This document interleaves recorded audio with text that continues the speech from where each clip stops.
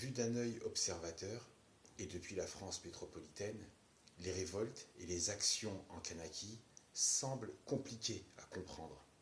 Et c'est manifestement plus simple à saisir qu'on ne cherche à nous embrouiller l'esprit. Imagine une colonie de peuplement où les habitants d'origine sont dépossédés de leurs biens. Imagine une colonie de peuplement où les habitants d'origine sont dépossédés de leurs terres. Dépossédés de leurs terres et progressivement mis en minorité dans l'objectif de ne plus pouvoir décider de leur vie citoyenne, de ne plus pouvoir décider de leur liberté, de ne plus pouvoir décider de leurs droits, de ne plus pouvoir décider de leur sort, voire même jusque dans le cadre des élections.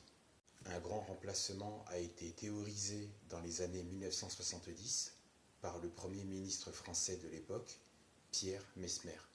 Dans une lettre du 19 juillet 1972, il explique à son secrétaire d'État au département d'Outre-mer et territoire d'Outre-mer un plan d'action pour coloniser la Kanaki.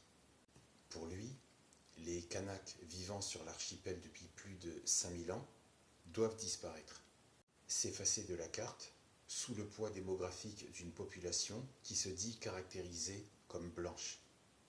Donc favoriser vers la Kanaki une immigration massive de citoyens français métropolitains. Et donc, sur du long terme, les revendications autochtones seront caduques, les revendications kanak seront caduques, si des communautés non originaires du Pacifique représentent une démographie encore plus importante, et donc par la force, une masse démographique majoritaire. Et selon ce plan d'action orchestré par Pierre Messmer et l'accord du gouvernement français.